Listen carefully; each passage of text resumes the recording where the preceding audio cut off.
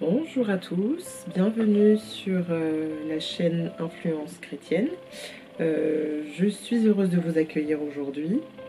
Nous sommes depuis quelques temps, depuis quelques semaines maintenant, en période de confinement à cause de la pandémie de Covid-19. Et nous savons que cette pandémie a des raisons, de manière naturelle, d'inquiéter bon nombre de personnes. Aujourd'hui, je voudrais vous dire que cette peur et cette inquiétude, même si elle a l'air fondée, ne doit pas réellement être une préoccupation. Le virus est dangereux, c'est vrai. La situation est compliquée, c'est vrai, mais ce que nous devons voir avant toute chose, c'est que nos yeux soient restés fixés vers le Seigneur. Cette peur et cette inquiétude, c'est une bataille que nous devons mener dans nos pensées. La Bible nous dit, en nous parlant du combat spirituel, que ce n'est pas un combat qui est naturel. Il dit dans Éphésiens 6 que, verset 12, « Car nous n'avons pas à lutter contre la chair et le sang, mais contre les dominations, contre les autorités, contre les princes de ce monde de ténèbres, contre les esprits méchants dans les lieux célestes. » C'est un esprit d'intimidation qui essaye en fait de vous paralyser dans cette situation. Mais Dieu ne nous appelle pas à avoir peur. Dieu ne nous appelle pas à marcher dans l'inquiétude. Vous ne pouvez pas avoir une grande foi et marcher dans la peur et dans l'inquiétude. Les deux ne vont pas de pair. Les deux s'opposent même parfaitement. Dieu nous demande, en fait, en toutes circonstances, dans les tempêtes, dans les déserts, dans tous les moments difficiles que nous rencontrons, il nous demande de rester fixés sur lui, de ne voir que lui, prier, lire sa parole, méditer sa parole, des versets qui traitent en fait de la situation que nous rencontrons. Dieu nous dit en fait dans sa parole, dans le Proverbe 29, verset 25, « La crainte des hommes tend un piège, mais celui qui se confie en l'Éternel est protégé. » La parole de Dieu est vivante, et nous savons que la parole de Dieu est la vérité. Celui qui se confie en lui, celui qui ne craint pas les situations, est protégé parce qu'il garde son regard tourné vers le Seigneur. Il nous demande aussi dans nos pensées de manifester la victoire. Il nous demande aussi de manifester la paix dans toutes les situations. Vous me direz, c'est peut-être compliqué en fait d'être en paix dans les moments difficiles. Non, pas vraiment. Quand je parlais du combat spirituel, c'est exactement de ça dont je parle. Tout se passe dans les pensées. Si vous arrivez à garder vos yeux tournés vers Dieu, que vous priez de manière régulière, que vous méditez la parole de manière régulière sur les situations que vous rencontrez, votre esprit sera fortifié. Tout en vous sera fortifié. Et ces épreuves pourront glisser sur vous. Je ne dis pas qu'elles ne vous atteindront pas, mais je dirais que vous ne serez pas ébranlés parce que l'Esprit Saint sera en vous et que l'Esprit Saint vous fortifiera, que l'Esprit Saint vous donnera l'assurance et vous donnera la confiance dont vous avez besoin en fait pour triompher de ces situations. Dieu nous dit dans Jean 14 verset 27, « Je vous laisse la paix, je vous donne ma paix. » Il nous donne sa paix, pas la nôtre, pas une paix humaine, sa paix. Je ne vous donne pas comme donne le monde. Que votre cœur ne se trouble point et ne s'alarme point. Quand vous prenez le temps, et c'est pour ça que la méditation de la parole de Dieu est fondamentale, si vous prenez le temps de méditer jour après jour des versets sur les situations que vous rencontrez, vous avez peur d'une situation, vous trouvez tous les versets qui concernent la peur et vous les méditez. Vous les repassez dans votre esprit, vous les relisez et vous priez sur la base de ces versets, vous verrez qu'à un certain moment, l'Esprit de Dieu viendra en vous et vous donnera la confiance dont vous avez besoin pour surmonter ces épreuves. Ce ne sont pas que des mots. J'ai entendu sur Internet, comme on peut voir sur Internet, beaucoup de vidéos nous parlant du Covid-19, que c'est un virus, que Dieu nous a envoyé pour nous punir, que c'est une punition de Dieu. Pensez-vous réellement que Dieu cherche à nous punir? Pensez-vous vraiment que la volonté de Dieu soit en fait de nous faire du mal?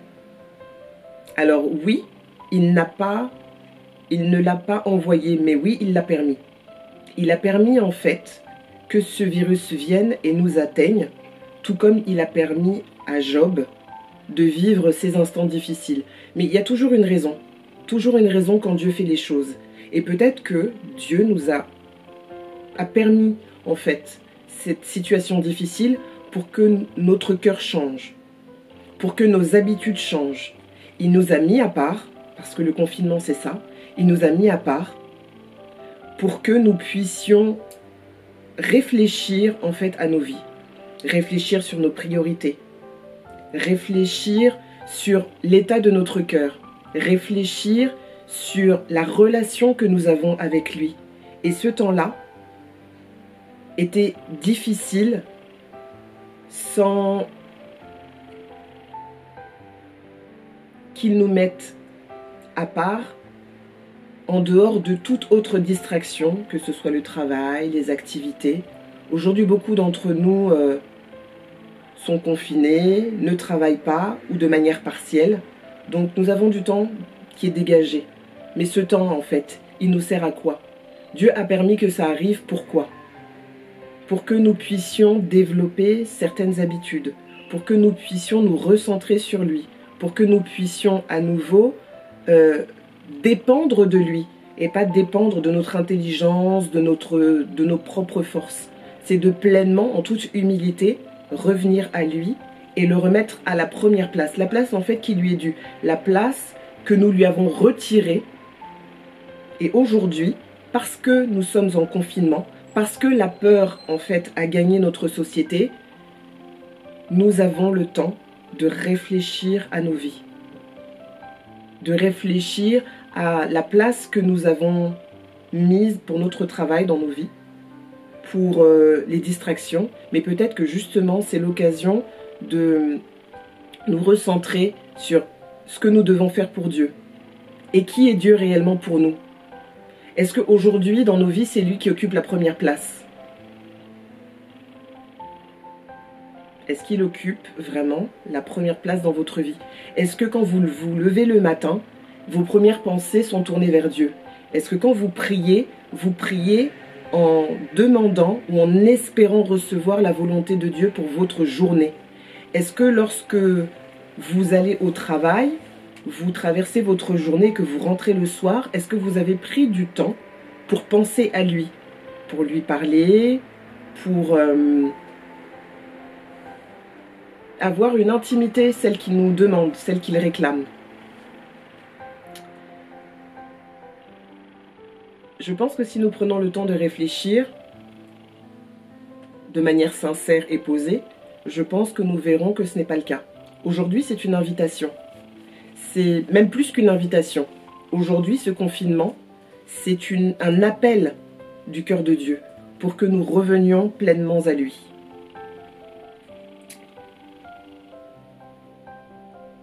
Il nous dit dans sa parole, « Heureux est l'homme qui demeure ferme dans l'épreuve, car après avoir prouvé sa fermeté, il recevra la couronne de victoire, la vie éternelle que Dieu a promise à ceux qui l'aiment. »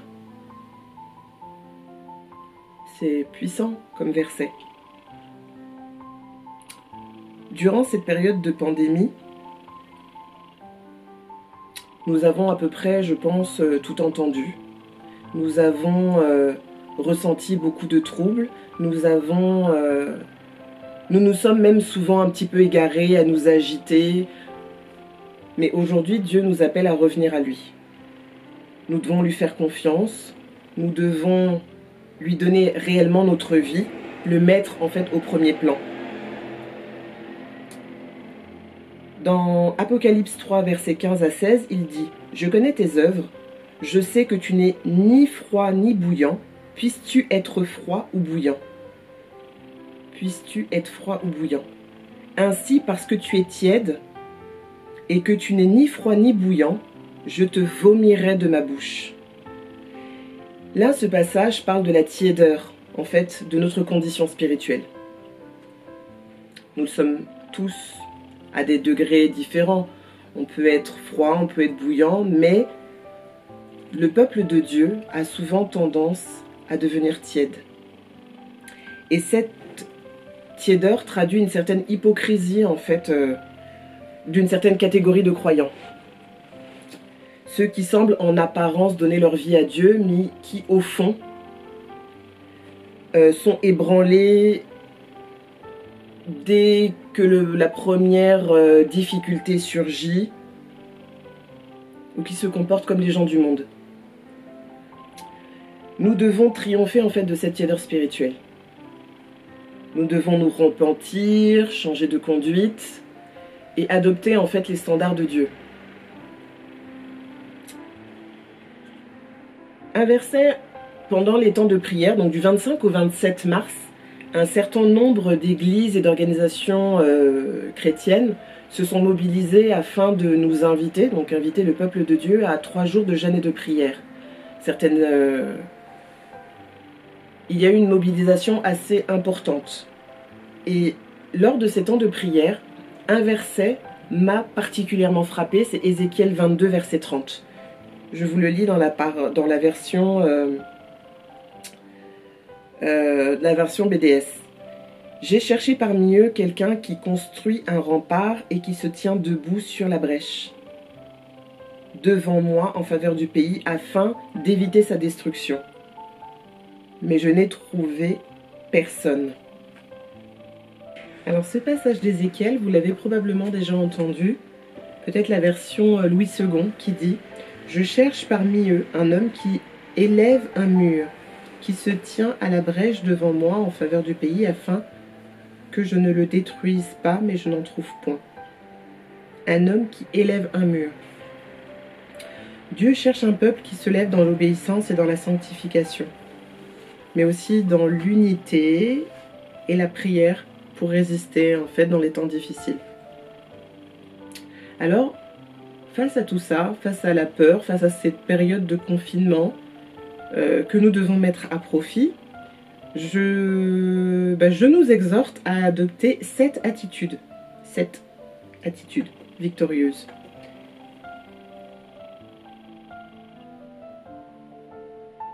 J'aimerais d'abord, en fait, avant de reprendre ces 7 attitudes, revenir sur un verset que beaucoup de personnes connaissent. Il est mentionné dans la Bible parce que on parle souvent de l'inquiétude que l'homme peut ressentir par rapport à ses besoins primaires, manger, boire et se vêtir. Mais en fait, on peut très bien l'utiliser de manière un petit peu plus large. Dans ces périodes de confinement, beaucoup ne travaillent plus, n'ont plus du tout d'activité, certains indépendants, certains salariés qui sont en chômage partiel, et ça aura forcément une incidence sur leurs finances. Et je pense que la plus grande inquiétude des gens se situe à ce niveau-là. Comment allons-nous payer nos factures, notre loyer, comment allons-nous vivre? Dieu nous dit dans Matthieu 6, versets 33 et 34, « Cherchez premièrement le royaume et la justice de Dieu et toutes ces choses vous seront données par-dessus. » Toutes ces choses, il parle de manger, boire et se vêtir. Ne vous inquiétez pas du lendemain, car le lendemain aura soin de lui-même, à chaque jour suffit sa peine. En fait, la première chose qu'il nous demande, Dieu sait de quoi nous avons besoin. Mais il ne nous demande pas de nous inquiéter. En fait, il nous demande de chercher d'abord le royaume. Chercher d'abord le royaume, c'est lui. C'est lui, en fait, le royaume. Chercher sa face. Le rencontrer dans l'intimité, dans la prière, connaître sa volonté. C'est ce que nous devons faire avant toute chose. Chercher le royaume en tout premier lieu. Et une fois que nous l'aurons fait, toutes les autres choses dont nous avons besoin, Dieu pourvoira. Donc je vous encourage donc à adopter cette attitude durant cette période de confinement. Donc la première, prier sans cesse. 1 Thessaloniciens 5, verset 17 nous le dit, prier sans cesse. Les raisons, pourquoi prier? Pour plusieurs raisons. Parce que la Bible nous le demande, Dieu nous le demande, mais il nous demande pourquoi. Il nous demande pour que nous puissions nous rapprocher de lui, de son cœur, de sa volonté. Pour que nous puissions le connaître de manière intime et pas de manière lointaine. Pour que nous puissions communiquer avec lui. Pour que nous puissions méditer et recevoir la révélation de sa parole.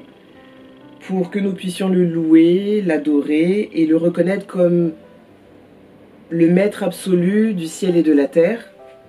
Pour que nous puissions implorer son aide et sa miséricorde. Pour que nous puissions grandir et nous affermir dans notre foi. On peut trouver plein d'exemples, plein de raisons en fait de prier. Ça fera probablement l'objet d'une prochaine vidéo parce que la prière c'est, on va dire, le cœur même de la relation en fait avec Dieu, selon moi. Et c'est quelque chose que j'ai expérimenté. Je sais que pour beaucoup, avoir une vie de prière enrichissante, victorieuse, c'est difficile. Et je pense que ça mériterait qu'on s'attarde dessus plus tard. Donc la première attitude, c'est prier sans cesse. Il nous dit dans 1 Thessaloniciens 5, versets 4 à 6, « Mais vous, frères, vous n'êtes pas des ténèbres, pour que ce jour vous surprenne comme un voleur. Vous êtes tous des enfants de la lumière et des enfants du jour. Nous ne sommes point de la nuit ni des ténèbres, ne dormons point comme les autres, mais veillons et soyons sobres. » Nous devons nous attacher à la prière, nous devons toujours être vigilants, nous devons être aux aguets. Et ça, la parole, la prière nous y aide. Nous devons apprendre durant ce temps de confinement, en fait, à cultiver cette habitude essentielle, l'habitude de la prière, de la lecture de la parole et de la méditation de la parole de Dieu. Deuxième attitude, c'est lire la parole de Dieu pour bâtir notre foi et bâtir une foi solide. Il nous dit dans Romains 10, versets 13 à 15, alors dans version parole de vie, les livres saints le disent bien. Tous ceux qui feront appel au Seigneur seront sauvés. Mais comment s'adresser au Seigneur si on ne croit pas en lui? Et comment croire au Seigneur si on n'a pas entendu parler de lui? Et comment entendre parler de lui si personne ne l'annonce? Et comment l'annoncer si personne n'est envoyé pour cela? Les livres saints le disent bien. Quelle joie de voir arriver ceux qui apportent la bonne nouvelle. Comment pourrions-nous connaître Dieu et ce qu'il nous demande si nous ne prenons pas le temps de découvrir sa parole? Pour être sauvés, il faut que nous entendions parler de lui. Il faut que nous puissions nous rapprocher de lui. Et nous pouvons toujours lire la Bible. Mais ce n'est pas au travers de la Bible que nous connaîtrons pleinement Dieu. Nous le connaîtrons, mais de manière partielle. Parce que si nous n'associons pas la lecture de la Bible à la prière et la méditation de sa parole, nous ne pourrons difficilement expérimenter une intimité profonde avec Dieu. C'est comme... j'ai expliqué ça en fait, il y a très peu de temps. Quand on aime quelqu'un, on aime passer du temps avec lui. Vous rencontrez quelqu'un, donc que ce soit le début de votre marche avec Dieu ou peut-être vous avez déjà reçu le Seigneur, mais on va dire de manière partielle. Vous n'avez pas encore tissé une intimité avec lui. Ben, c'est comme dans le monde naturel, avec vous rencontrez quelqu'un, vous le connaissez de manière très partielle au tout début, et puis vous commencez à apprécier cette personne. Et plus vous appréciez cette personne, plus vous avez envie de passer du temps dans sa présence. Vous l'appelez de manière régulière, vous vous envoyez des messages sur WhatsApp, vous vous écrivez, vous envoyez des messages assez régulièrement, vous aimez passer du temps ensemble, vous voir, sortir ensemble. Dieu, c'est exactement la même chose. Il n'y a rien de différent. Pour pouvoir tisser une intimité avec Dieu, pour pouvoir connaître le cœur de Dieu et l'aimer comme il veut que nous l'aimions et que nous le servions, nous n'avons pas d'autre choix que de le connaître. Et pour le connaître, vous n'avez pas d'autre choix que prier, lire sa parole, parce que dans sa parole, il y a tout ce qu'il est, il y a tout ce qu'il veut pour nous, toute sa volonté, ses commandements, il y a absolument tout ce dont nous avons besoin pour bâtir une foi solide. Sans la lecture de la parole, il y a une partie, un aspect de Dieu que nous n'arriverons jamais en fait à expérimenter et à toucher. Jamais. Donc la lecture de la Bible est nécessaire pour connaître donc la bonne nouvelle de l'Évangile. On a des personnes qui ne connaissent pas le Seigneur, et comme le verset de Romains l'a dit tout à l'heure, pour que les gens puissent connaître Dieu, il faut que des personnes puissent en parler. Pour que ces personnes puissent en parler, il faut que ces personnes puissent être envoyées de Dieu. Voilà aussi l'objet de la chaîne Influence Chrétienne. C'est en partie ça aussi. C'est communiquer au travers des réseaux sociaux la bonne nouvelle de l'Évangile de Dieu. La deuxième nécessité, en fait, de connaître la Bible, c'est pour notre vie spirituelle. Pour grandir, pour devenir des chrétiens matures, nous avons besoin de connaître la parole de Dieu. Nous avons besoin de connaître, de savoir ce que Dieu veut pour nos vies, de savoir comment nous devons fonctionner, connaître ses lois, tout comme nous sommes aussi dans la société aujourd'hui. Aucune société ne peut exister sans règles, sans loi, sans directive. Et c'est un peu ça aussi, la parole de Dieu. Et en la méditant, en la lisant de manière régulière, ça fortifie notre foi. Qu'est-ce que c'est que méditer? Méditer, c'est ressasser, c'est lire de manière répétée, c'est s'interroger, essayer de comprendre. Et donc c'est prendre là un verset ou un passage biblique, le lire de manière approfondie. Alors, votre intelligence humaine et votre sagesse humaine n'arrivera jamais en fait à vous donner la révélation de la parole. Vous avez besoin de votre intelligence, c'est vrai, pour la lire et pour la comprendre, mais en fait, il n'y a que le Saint-Esprit qui pourra pleinement vous faire la révélation de la parole, vous donner un réma. Ce réma, c'est la parole révélée en fait de Dieu. Et ça, vous ne pouvez l'avoir que si vous la méditez, la parole. La lecture, lire une fois ne suffit pas. Vous avez besoin de vous imprégner de cette parole pour pouvoir l'expérimenter, la toucher, la ressentir, la comprendre, la vivre. Et c'est au travers du Saint-Esprit. Vous avez besoin de lire la Bible aussi pour connaître la volonté de Dieu, on l'a dit, c'est comme la prière aussi. Donc voilà, troisième attitude que je vous exhorte à avoir, c'est méditer la parole. Je vous ai expliqué ce qu'était la méditation de la parole.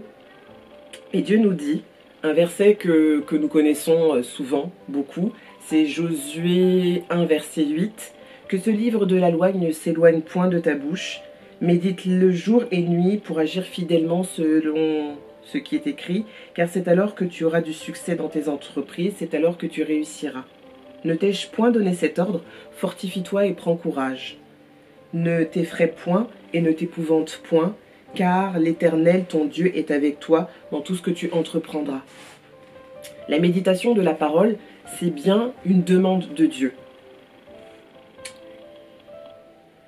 Tout comme la prière et tout comme la lecture de la Bible.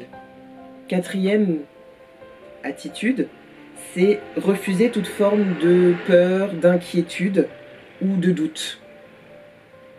Le doute est l'ennemi de la foi. On en a parlé tout à l'heure, je vous ai déjà cité des versets, je vous en mettrai davantage en fait sur la publication que vous aurez donc sur le site d'Influence Chrétienne. Je vous mettrai les informations. Quatrième attitude, c'est développer la communion fraternelle, l'entraide et la solidarité autour de nous. Alors nous sommes en période de confinement. Certes, nous avons des précautions à prendre en ce temps de confinement, mais que cela ne nous empêche pas d'aider autour de nous. Nous avons probablement des voisins, des amis, de la famille qui ne peuvent se déplacer, qui n'ont pas les moyens ou des véhicules pour aller faire des courses ou qui ont peut-être besoin de médicaments, de choses comme ça. Notre attitude en fait dans cette période de confinement, ce n'est pas simplement penser à notre vie et penser à notre sécurité, mais c'est aussi nous tourner vers les autres pour pouvoir leur apporter notre aide. C'est ce que Dieu nous demande. Il dit dans sa parole que nous sommes le sel de la terre et la lumière du monde. Et ces paroles veulent dire beaucoup parce que être le sel de la terre et la lumière du monde, ça signifie qu'en fait, on ne peut pas se comporter comme se comportent la plupart des gens, comme se comporte le monde. Nous avons, en tant qu'enfants de Dieu, des standards que que Dieu nous a mis dans notre cœur, et même plus que des standards, un commandement. Il nous dit dans Jean 13, versets 34 à 35, « Je vous donne un commandement nouveau, aimez-vous les uns les autres comme je vous ai aimé. Vous aussi aimez-vous les uns les autres. À ceci, tous connaîtront que vous êtes mes disciples, si vous avez de l'amour les uns pour les autres. » Et c'est ça en fait que nous devons manifester. De l'amour pour les autres, de l'intérêt pour les autres, là où le monde devient égoïste, individualiste, nous devons nous manifester de l'amour, manifester le fruit de l'esprit que Dieu a mis en nous. Le fruit de l'esprit qui est l'amour, la paix, la joie, la bonté, la bienveillance, la fidélité, la douceur, la patience et la maîtrise de soi. Voilà ce à quoi Dieu nous appelle, à manifester en fait autour de nous. La 6e attitude, c'est repenser notre vie différemment et prendre des résolutions. Parce que le confinement doit nous servir aussi à réfléchir sur notre propre vie, sur l'importance que nous accordons aux choses, la place de notre travail, la place de Dieu, la place que nous accordons à Dieu en fait dans notre vie, la place que nous accordons, le temps que nous passons en fait dans nos activités. Nous devons aujourd'hui nous servir de ce confinement pour gérer notre temps différemment, pour nous recentrer sur les choses qui sont vraiment essentielles et corriger ce qui doit l'être.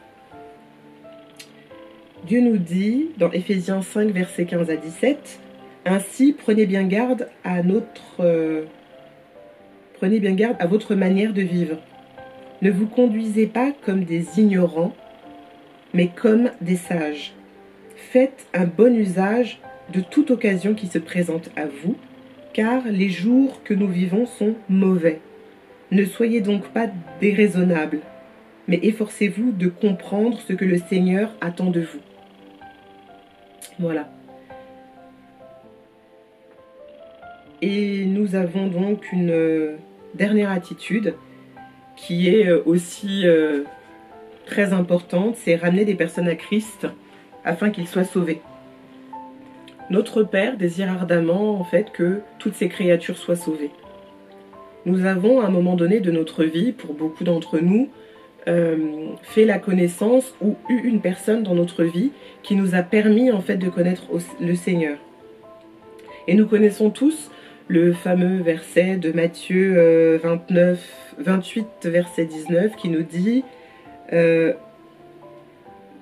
Allez, faites de toutes les nations des disciples, les baptisant au nom du Père, du Fils et du Saint-Esprit, et enseignez-leur à observer tout ce que je vous ai prescrit, et voici, je suis avec vous tous les jours jusqu'à la fin du monde. » Un autre verset nous dit dans Jacques 5, verset 20, donc dans la version Parole de vie, « Eh bien, vous devez savoir ceci, si une personne ramène un pécheur de la mauvaise route où il se trouve, il le sauve de la mort. Et à cause de cette action, Dieu va pardonner beaucoup de péchés. » C'est un mandat très important que Dieu nous demande. Nous avons eu, nous, la possibilité, l'opportunité, la chance, la grâce même d'être sauvés, de le connaître. Et ne devons-nous pas, nous aussi, ramener d'autres personnes à Christ pour qu'eux aussi puissent avoir cette grâce d'être sauvés? Vous pouvez retrouver la plupart en fait des versets et une grande partie en fait de cette vidéo donc sur l'article qui est publié donc sur le site Influence Chrétienne qui s'appelle Covid-19, ne cédez pas à la peur mais choisissez de mettre ce temps à profit. Vous retrouverez des informations complémentaires. Alors, retrouvez-moi sur le blog Influence Chrétienne, sur les réseaux sociaux, Facebook et Instagram. N'hésitez pas à vous abonner donc au blog et à liker en fait toutes les publications. Et je vous dis à très bientôt. Au revoir.